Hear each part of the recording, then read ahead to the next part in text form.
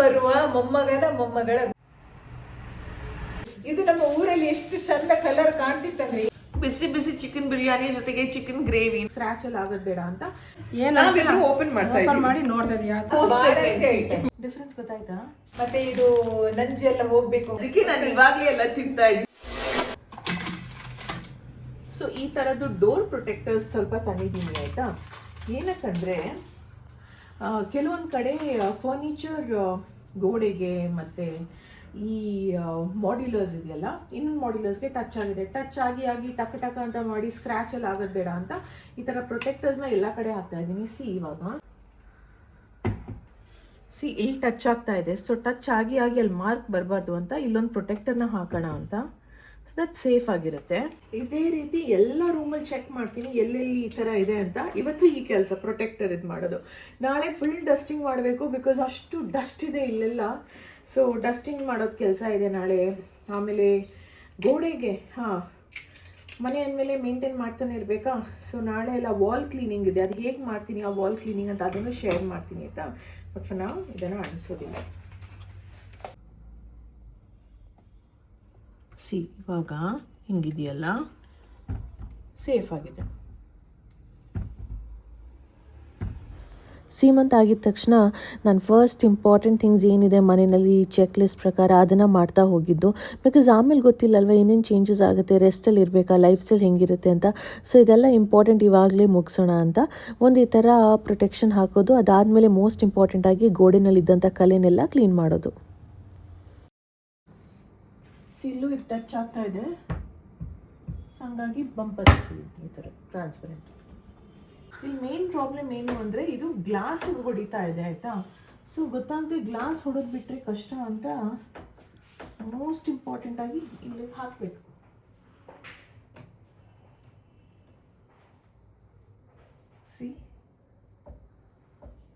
Difference ಗೊತ್ತಾಯ್ತಾ? ಟಕ್ ಟಕ್ ಟಕ್ ಟಕ್ ಅನ್ನಿಸ್ತಾ ಇತ್ತು ಇವಾಗ ನೋಡಿ. ಇಷ್ಟೇ ಹಾಕಿದ್ರೆ ಸಾಕು, ಇನ್ನೇನು ಭಯ ಇಲ್ಲ. ಇದು ಹೋದರೆ ಇನ್ನೊಂದು ಹಾಕಿದ್ರೆ ಆಯ್ತು. ಎಲ್ಲ ರೂಮಲ್ಲಿ 2-3 ಕಡೆ ಆದರೂ ಈ ಥರ ಇದೆ. ಸೊ ಅದನ್ನು ಈಸಿಲಿ ಫಿಕ್ಸ್ ಮಾಡಿದ್ದಾಯಿತು. ಇನ್ನು ಟೆನ್ಷನ್ ಇಲ್ಲ, ಅದು ಡ್ಯಾಮೇಜ್ ಆಗುತ್ತೆ, ಇದು ಡ್ಯಾಮೇಜ್ ಆಗುತ್ತೆ ಅಂತ. ಇನ್ನು ವಾಲ್ ಪೇಂಟಿಂಗು ಹಾಗೆ, ಏನಾದರೂ ಕಲೆ ಆದರೆ ಸೋಪ್ ವಾಟ್ರಲ್ಲಿ ಉಜ್ಜಿದ್ರೆ ಅದು ಹೋಗಬೇಕು ಅನ್ನೋ ರೀತಿಯಲ್ಲೇ ಪ್ಲ್ಯಾನ್ ಮಾಡಿ ಮಾಡಿಸಿರುವಂಥದ್ದು. ಅದನ್ನು ಈಸಿಲಿ ಹೋಯಿತು. ಇವಾಗ ಇದನ್ನು ಸೇಫ್ ಆಯಿತು, ಇದನ್ನು ಟಚ್ ಆಗಲ್ಲ, ಇದಾಗಲ್ಲ. ಸೀಮಂತ ಆದಮೇಲೆ ಎಷ್ಟೋ ದಿನಗಳು ನಾನು ವ್ಲಾಗ್ ಮಾಡಿಲ್ಲ, ಬಿಕಾಸ್ ಅದಕ್ಕಿಂತ ಮುಂಚೆನೂ ಮನೆ ಶಿಫ್ಟಿಂಗ್ ಅಂತ ಬ್ಯುಸಿನಲ್ಲಿ, ಅದಾದಮೇಲೂ ಬ್ಯುಸಿ ಆಯಿತು. ಬಾಡಿಗೆ ರೆಸ್ಟ್ ಬೇಕಾಗೇ ಇತ್ತು, ಏನು ಮಾಡೋದಕ್ಕೂ ಇಂಟ್ರೆಸ್ಟೇ ಇರಲಿಲ್ಲ ನನಗೆ. ಸೊ ಬ್ರೇಕ್ ತಗೊಂಡು ನಿಧಾನಕ್ಕೆ ಇದನ್ನೆಲ್ಲ ಮಾಡಿದ್ದು. ಸುಮ್ಮನೆ ಈ ನಾಬ್ಸ್ದು ಗೋಲ್ಡನ್ ಕಲರ್ ಹಾಳಾಗುತ್ತೆ ಅಂತ ಭಯದಲ್ಲಿ ನಾನು ಇದನ್ನು ಹಾಕ್ತಾ ಇದ್ದೀನಿ.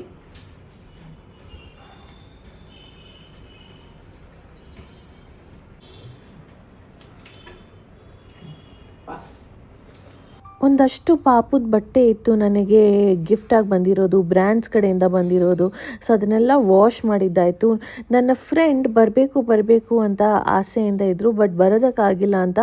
ಅಟ್ಲೀಸ್ಟ್ ಫುಡ್ ಆದರೂ ಕೈಯಾರೆ ಮಾಡಿರೋಂಥ ಊಟವನ್ನು ಕಳಿಸ್ಬೇಕು ಅಂತ ಹೇಳ್ತಾನೆ ಇದ್ದರು. ಸೊ ಹಾಗಾಗಿ ಇವತ್ತು ಕಳಿಸ್ಕೊಟ್ಟಿದ್ದಾರೆ.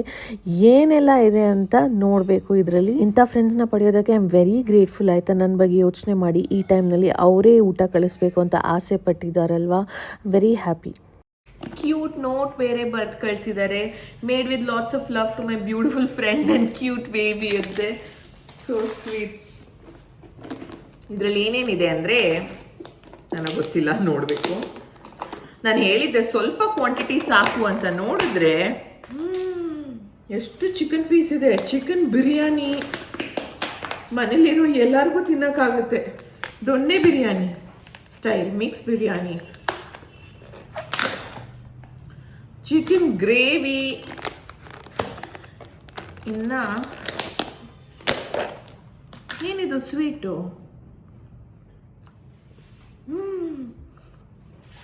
ಗೋಧಿ ಹಲ್ವಾ. ನಮ್ಮ ಊರಿನ ಕಡೆ ಪೂಜೆ ಇದ್ದಾಗ ಈ ಹಲ್ವಾ ಕೊಡ್ತಾರೆ ಆಯಿತಾ. ತುಂಬ ರುಚಿಯಾಗಿರುತ್ತೆ. ಜಾಸ್ತಿ ಸ್ವೀಟು ಇರಲಿಲ್ಲ, ಕಮ್ಮಿ ಸ್ವೀಟು ಇರಲಿಲ್ಲ. It was so perfect. Enjoy ಮಾಡಿದೆ ನಾನು ಇದನ್ನು ತಿಂತ. ಪರ್ಫೆಕ್ಟ್. ಬಿಸಿ ಬಿಸಿ ಚಿಕನ್ ಬಿರಿಯಾನಿ ಜೊತೆಗೆ ಚಿಕನ್ ಗ್ರೇವಿನ ಅವನಲ್ಲಿ ಇವಾಗ ಮತ್ತಷ್ಟು ಒಂದು ಸ್ವಲ್ಪ ಬಿಸಿ ಮಾಡ್ತೀನಿ. ಬ್ಯಾಟಿಂಗ್ ಮಾಡೋಣ. ಹಾಗೆ ಕ್ಲೋಸಪ್ ತೋರಿಸ್ತಾ ಇದ್ದೀನಿ ಏನೆಲ್ಲ ಕಳಿಸಿದ್ದಾರೆ ಅಂತ. ಈ ಬಿರಿಯಾನಿ ಆಗಿರ್ಬೋದು, ಚಿಕನ್ ಗ್ರೇವಿ ಎಲ್ಲ ಚೆನ್ನಾಗಿತ್ತು. ನನ್ನ ಕೇಳಿದ್ರು ಸ್ಪೈಸಿನ ಮೀಡಿಯಮ್ ಸ್ಪೈಸಿನ. ನಾನು ಆದಷ್ಟು ಇವಾಗ ಕಮ್ಮಿ ಸ್ಪೈಸಿನೇ ತಿನ್ನೋದು, ಇಲ್ಲಾಂದ್ರೂ ಹಾಗೇ ಮೀಡಿಯಮ್ ಸ್ಪೈಸಿನೇ. ಬಿಕಾಸ್ ಏನು ತಿಂದ್ರೂ ರಿಫ್ಲೆಕ್ಸ್ ಆಗುತ್ತೆ ಇವಾಗ, ಹಾರ್ಟ್ ಬರ್ನ್ ಆಗುತ್ತೆ ಅಂತ. But I enjoyed this food ಆಯಿತಾ. It was so good. ಚೆನ್ನಾಗಿ ಎಂಜಾಯ್ ಮಾಡಿದೆ. ತುಂಬ ಜನ ಕರೀತಾ ಇದ್ದಾರೆ ಮನೆಗೆ ಬನ್ನಿ ಅಂತ. ಬಟ್ ಈ ಸಮಯದಲ್ಲಿ ಟ್ರಾವೆಲ್ ಮಾಡೋದು ರಿಸ್ಕ್ ಅಂತ ಮನೆಯವ್ರು ಕಳಿಸಲ್ಲ. ಸೊ ಹಾಗಾಗಿ ಅವ್ರು ಬರೋದಕ್ಕಾದರೆ ಮನೆಗೆ ಬರ್ಬೋದು ಅಂತ, ಇಲ್ಲ ಅಂದರೆ ಈ ಥರ ಕಳಿಸ್ಕೊಡ್ತಾರೆ. And it makes me so happy. Chicken green masala ಜೊತೆಗೆ ಬಿರಿಯಾನಿ, ಪರ್ಫೆಕ್ಟ್ ಕಾಂಬಿನೇಷನ್.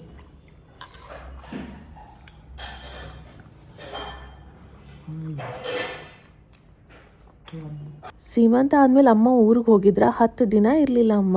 ಎಲ್ಲ ಕೆಲಸ ಮುಗಿಸ್ಕೊಂಡು ಬಂದ್ರ. ಸೊ ಮಗಳಿಗೆ ಪಾಪುಗೆ ಏನೆಲ್ಲ ಬೇಕು ಎಲ್ಲದನ್ನು ತಗೊಬಂದಿದ್ದಾರೆ. ಒಂಜಿ ಪಾತ್ರೆ ಬೇಗ ಚಟ್ಪಟ ವಿಷಯ ಬರೋದ. ಸೊ ಅಪ್ಪ ಅಮ್ಮ ಇವತ್ತು ಬೆಳಿಗ್ಗೆ ಬಂದ್ರು. ಅಮ್ಮ ಒಂದಷ್ಟು ಐಟಮ್ಸ್ ತಂದಿದ್ದಾರೆ. ಇದೆಲ್ಲ ಪ್ರೆಗ್ನೆನ್ಸಿ ಐಟಮ್ಸ್ ಅಂತೆ. ಸೊ ಏನೇನಂತ ಅಮ್ಮನೇ ಹೇಳ್ತಾರೆ. ಪ್ರೆಗ್ನೆನ್ಸಿ ಐಟಮ್ ಅಲ್ಲ, ಬಾಣಂತಿ ಐಟಮ್, ಪೋಸ್ಟ್ ಪ್ರೆಗ್ನೆನ್ಸಿ ಐಟಮ್ಸ್. ಏನ್ ಅಂದ್ರೆ ನಮ್ಮ ಊರಿನ ಕಡೆ ಏನೋ ಒಂದು ಕ್ರಮ ಇರುತ್ತಲ್ಲ. ಇವಾಗ ಹಾಸನ ಕಡೆ ಅವ್ರ ಬೇರೆ ಸ್ಟೈಲ್ ಇರುತ್ತೆ, ಊರಿನ ಕಡೆ ಒಂದ್ ಸ್ಟೈಲ್ ಇರುತ್ತೆ. ಏನೇನಿದೆ ನಮ್ ಕಡೆ ಹೇಳಿ. ಮೇನ್ ಇದೆ ನಮ್ಗೆ, ಇದು ಗೊತ್ತಲ್ವಾ, ಊರಿನ ಜನರಿಗೆ ಎಲ್ಲ ಗೊತ್ತಿದ್ದು. ಇದಕ್ಕೆ ನಾವು ತುಳುವಲ್ಲಿ ಓಲೆ ಬೆಲ್ಲ ಅಂತ ಹೇಳುದು, ಕನ್ನಡದಲ್ಲಿ ಅಲ್ವಾ? ಹಾ ಸರಿ. ಅಂದ್ರೆ ಇದು ಮದ್ದಿಗೆ ಮತ್ತೆ ಏನಾದ್ರೂ ಸಾಮಾನು ಹಾಕಿ ಗಂಜಿ ಎಲ್ಲ ಮಾಡುವಾಗ ಈ ತರ ಸ್ವಲ್ಪ ಬೆಲ್ಲ ಹಾಕಿ ಕೊಡ್ತೇವೆ. ಮತ್ತೆ ಇದು ನಂಜು ಎಲ್ಲ ಹೋಗ್ಬೇಕು, ಹೊಟ್ಟೆ ಎಲ್ಲ ಕ್ಲೀನ್ ಆಗ್ಬೇಕಂತ ಹೇಳ್ತಾರಲ್ಲ, ಅದಕ್ಕೆಲ್ಲ ಈ ಬೆಲ್ಲನೇ ಕೊಡುದು ಬಾಣಂತಿಯರಿಗೆ. ನೋಡ್ಬೇಕು ನನ್ನ ಮಗಳು ಎಷ್ಟು ತಿಂತಾಳೆ ಅಂತ. ಏನ್ ಸಮಯ ಬರ್ತದೆ? ಒಂದು ಮೂಜಿ ತಿಂಗಳು ಬರ್ಕೊಂಡು ಆಯ್ತಾ, ಬೆಲ್ಲ ಸೀಪೆಜ್ಜ ಆಗ್ತದೆ. ಮತ್ತೆ ಮಗುಗೆ ಇದು ಚಿಲ್ಲಿ ಮಸಾಲೆ. ಇದು ಹೇಗಾಗಿದೆ ಅಂದ್ರೆ ವೆಂಚಿನ ಸಾಸ್ ತರ ಕಾಣ್ತದೆ ನೋಡಿ. ಇದು ನಮ್ಮ ಊರಲ್ಲಿ ಎಷ್ಟು ಚಂದ ಕಲರ್ ಕಾಣ್ತಿತ್ತಂದ್ರೆ ಇಲ್ಲಿ ಬಂದ್ಮೇಲೆ ಬೇರೆನೇ ಆಗಿದೆ, ಮಸಾಲೆ ಕಡ್ದು ಹಾಕಿದಾಗ ಆಗಿದೆ ನೋಡಿ. ಬೆಂಗಳೂರು ಚಳಿ ಅಷ್ಟು ಪವರ್ ಅಲ್ಲ, ಅದು ಇರೋದೇ ರೆಡ್ ಕಲರ್ ಇದು ಆಗಿದೆ ನೋಡಿ, ಸಾಸ್ ಹಾಕಿದಾಗ ಆಗಿದೆ. ಗಟ್ಟಿಯಾಗಿ ಪಾಪುಗೆ ಎಣ್ಣೆ ಹಚ್ಚೋದು. ಇದೇ ಸಮಯ ಬರುತ್ತೆ. ಒಂದೊಂಜಿ ಆಚೆ ತಿಂಗಳು ಬರುವತ್ತೆ. ಆಮೇಲೆ ಅವು ಪಾಪ ಕನಕ ಇರ್ಬೇಕ, ಅವು ಏ ಸಮಯ ಬರ್ತಾಳೆ ಮಲ್ಲೆ ಬೇಗ ಕಾಲೆಲ್ಲ ಟೆನ್ಷನ್ ಇಜ್ಜಿ. ಆಮೇಲೆ ಇದು ಬಜೆ ಪಿನಾರ್ ಹೇಳ್ತಾರೆ. ಏನ್ ಹೇಳಿದ್ರೆ ಹೇಳಕ ಸೇಮ್ ಅಲ್ವಾ, ದೃಷ್ಟಿಗೆ ಗೊತ್ತು ಅಲ್ಲ. ಮತ್ತೆ ಇದು ನಾಲ್ಕೆಗೆ ತಾಕ್ಸೋದು ನಿಮ್ಗೆ ಗೊತ್ತಿರ್ಬೋದು, ತುಂಬಾ ಜನರಿಗೆ ಗೊತ್ತಿದ್ರೆ ಕಮೆಂಟ್ ಹಾಕಿ, ಯಾಕೆ ಕೊಡ್ತಾರೆ, ಯಾಕೆ ಕೊಡ್ತೀರಿ ಅಂತ. ಇದು ಕಾಲಜೀರಿಗೆ ಅಂತ. ಇದು ಹೆರಿಗೆಯಾಗಿ 3 ದಿವಸ ಇದನ್ನು ಕೊಡ್ತಾರೆ. ಅಂದ್ರೆ ನಂಜು ಎಲ್ಲ ಕ್ಲೀನ್ ಆಗ್ಬೇಕಂತ ಕೊಡ್ತಾರೆ ನಮ್ ಕಡೆ. ನಿಮ್ ಕಡೆ ಕೊಡ್ತಾರೆ ಅನಕ ಕಾಲಜೀರಿಗೆ ಅಂದ್ರೆ ಕಹಿ. ನೋಡ್ಬೇಕು ಇದೆಷ್ಟು ಕುಡಿತದೆ ನೋಡ್ಬೇಕು. ಕುಡಿತಾಳೆ ಪರವಾಗಿ. ಹೆಂಚಿನ ಬೇಕು ಬರ್ತೀನಿ. ತಾತಾಯಿ ಅಂತ ಇದು, ಸಾರಿ, ಇದು ನಾವು ಸಾಮಾನ್ ಗಂಜಿಗೆ ಹಾಕಿ ಕೊಡ್ತೇವೆ. ಅಂದ್ರೆ ಬಾಣಂತಿಯರಿಗೆ ಮಾತ್ರ ಕೊಡುದು, ಬೇರೆ ಯಾರು ಬೇರೆ ಟೈಮಲ್ಲಿ ತಿನ್ನುದಿಲ್ಲ ಇದನ್ನು. ಗಂಜಿ ಎಷ್ಟು ದಿವಸ ತಿಂತಾಳೆ ನೋಡ್ಬೇಕು ನನ್ನ ಮಗಳು. ಏನ್ ಕೊಟ್ರು ತಿನ್ಬೇಕು. ಅದಕ್ಕೆ ನಾನು ಇವಾಗ್ಲೇ ಎಲ್ಲ ತಿಂತಾ ಇದ್ದೀನಿ, ನನಗೆ ಏನೇನು ಇಷ್ಟ ಆಮೇಲೆ ಅವ್ರು ಕೊಡಲ್ಲ ಅಂತ. ಏನ್ ಇಂಪಾರ್ಟೆಂಟ್ ಪಾಪುಗೆ ಮತ್ತೆ ಬಾಣಂತಿಗೆ ಅದು ತಂದಿದ್ದೇವೆ. ಇನ್ನೊಂದು ಕೆಲವು ಐಟಮ್ ತರ್ಲಿಕ್ಕೆ ಇದೆ, ಅದು ನಂತರ, ಅದು ನಮ್ಮನೆಯವರು ಊರಿಗೆ ಹೋದ್ಮೇಲೆ ಅದೆಲ್ಲ ಮಾತಾಡಿ ಇಟ್ಟಿದ್ದೇನೆ. ಮದ್ದೆಲ್ಲ ಕೊಡುವಂಥದ್ದಿದೆ ನಮ್ಮ ಕಡೆ. ಅದು ಹೆರಿಗೆ ಆದ್ಮೇಲೆ 20 ದಿವಸ ನಂತರ ಕೊಡ್ಲಿಕ್ಕೆ. ಅದಕ್ಕಿಂತ ಮೊದಲು ನಾವು ನಮ್ಮ ಮನೆಯಲ್ಲೆಲ್ಲ ಐಟಮ್ ತಯಾರು ಮಾಡಿದೆಲ್ಲ ಕೊಡ್ತೇವೆ.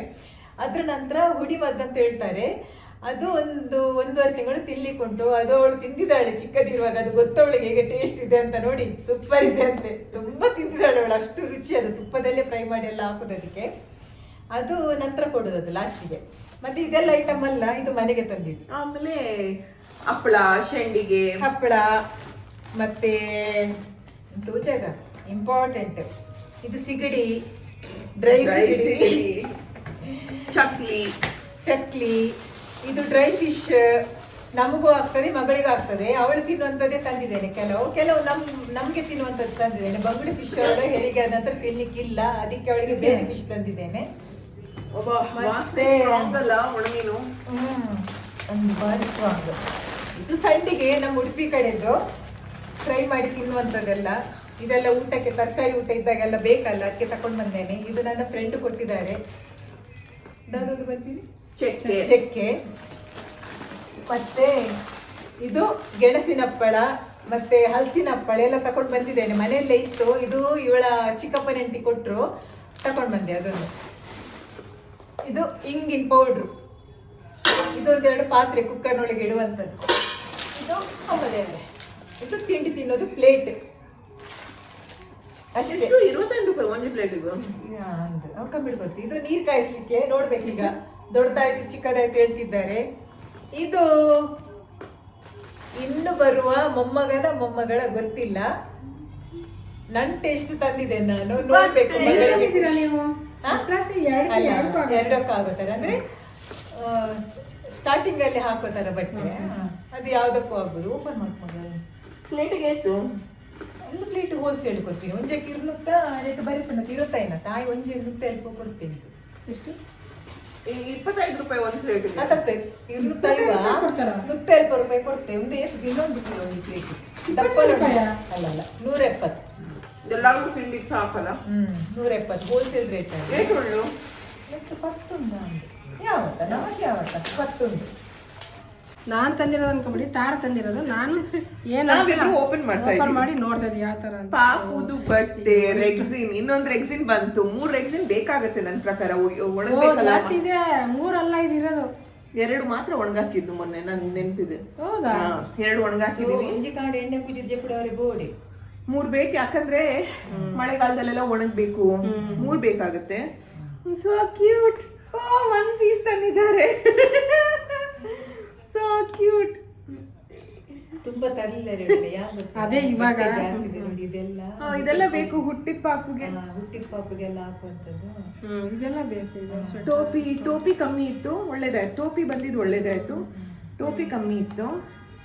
ಇದೇನಿದು ಲಂಗೋಟು, ಇಲ್ಲ ಬಟ್ಟೆ ಪೂರ ಬೊಲ್ದೆ ಕನತೀನಿ ನಾನು. ಎಲ್ಲಿ ಪುನಃ ಸ್ಟಾರ್ಟಿಂಗ್ ಅಲ್ಲಿ ಬೇಕಲ್ಲ ಅಂತದೆಲ್ಲ.